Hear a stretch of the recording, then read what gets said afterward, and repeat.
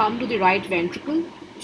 The right ventricle is a triangular chamber which is receiving blood from the right atrium and pumping it to the lungs via the pulmonary trunk and the pulmonary arteries. It is forming the inferior border and the two-third part of the sternocostal surface and one-third part of the inferior surface of the heart. Right? Inferior surface is the inferior surface of the heart. External features. Externally, the right ventricle has two surfaces, the anterior or the sternocostal surface and the inferior or the diaphragmatic surface. The interior has two parts. The inflowing part is rough due to the presence of the muscular ridges called the trabeculae carneae, developed from the proximal part of the bulbous chordates of the heart tube. The outflowing part or the infundibulum is smooth and forms the upper conical part of the right ventricle, which gives rise to the pulmonary trunk. This is the pulmonary trunk. It is developing from the mid portion of the bulbous chordus. The two parts are separated by a muscular ridge called the supraventricular crest or the infundibuloventricular crest, situated between the tricuspid. This is the tricuspid and this is the pulmonary orifice. This is the muscular ridge. Internal features. The interior shows two orifices, the right atrioventricular or the tricuspid orifice guarded by the tricuspid valves, the tricuspid valve over here, and then the pulmonary orifice guarded by the pulmonary valve. The interior of the inflowing part shows the trabeculae carneae or the muscular ridges that are of three types. Okay. Firstly, there are ridges or fixed elevations. Then we have the bridges, and then we have the pillars or the papillary muscles with one end attached to the ventricular valve over here and the other end connected to the cusp of the tricuspid valve via the chordae tendineae, right? So this is your papillary muscle over here. There are three papillary muscles in the right ventricle. We have the anterior papillary muscles. We have the posterior or also called the inferior papillary muscles. And then we have a septal or a medial papillary muscles. Okay, mind you, these terminologies may be different in Chaurasia and in Gray's, right? So I have put both of them, right?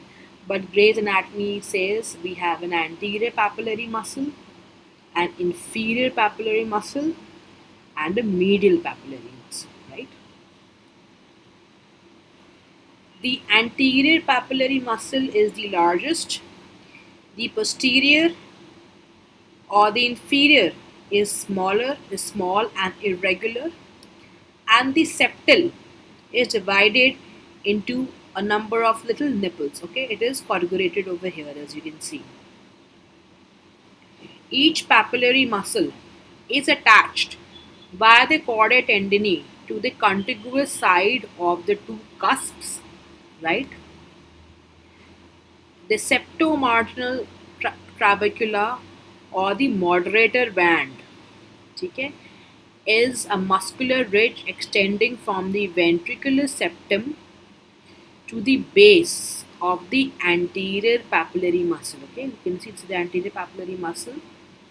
This is the septomarginal trabeculation. This band is arising from the ventricular septum to the base of the anterior papillary muscle, and this contains the right branch of the atrioventricular bundle. Now, the cavity of the right ventricle is crescentric in section because of the forward bulge of this interventricular septum. The wall of the right ventricle is thinner comparison to that of the left ventricle in the ratio of 1:3. Here you can see this is the opening of the right ventricle. This is, you can see the specimen over here, right? You can see the anterior cusp of tricuspid valve, anterior cusp of tricuspid valve. Okay. Then we have the chordate tendinae over here connecting the tricuspid valve to the papillary muscles, right? Do the same thing over here. Then we have, this is the anterior papillary muscle. This is the anterior papillary muscle. Its base is attached to the moderator band. Here also moderator band, which was connecting the base of the anterior papillary muscle to the septum. Here is the interventricular septum, right? And here the supraventricular crest, right? That was between, this is the outflowing part, the smooth part, and this is the inflowing part. And between the smooth outflowing and the rough inflowing part, we had this crest called the supraventricular crest. This is the supraventricular crest. Now coming to the interventricular septum between the two ventricles, this is placed obliquely. Its one surface faces forwards and to the right, and the other faces backwards and to the left. The upper part of the septum is thin and membranous and separates not only the two ventricles but also the right atrium from the left ventricle. The lower part is thick and separates the two ventricles. Its position is indicated by the anterior and posterior interventricular grooves. Now, coming to the left atrium, it is a quadrangular chamber situated posteriorly.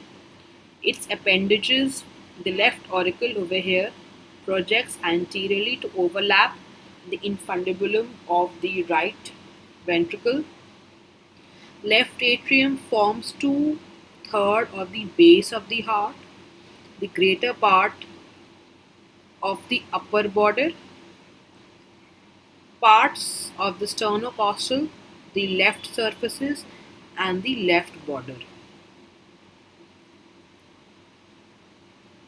It is receiving the oxygenated blood from the lungs through the 4 pulmonary veins and pumping it to the left ventricle, to the left atrioventricular or the bicuspid valve or the mitral valve, and it is guarded by the valve of the same name. Features of the left atrium. The posterior surface of the atrium forms the anterior wall of the oblique sinus of the pericardium. The anterior wall of the atrium is formed by the interatrial septum, right? So anterior wall of the atrium is formed by the interatrial septum. The 2 pulmonary veins open into the atria on each side of the posterior wall. Now, this is the inner part of the the left atrium. The greater part of the interior of the atrium is smooth walled, as you can see, derived embryologically from the absorbed pulmonary veins which opens into it. The musculi pectinati are present only in the auricle. Here, this is the auricle. You can see. In here only they are forming a reticulum. This part develops from the original primitive atrial chamber of the heart tube.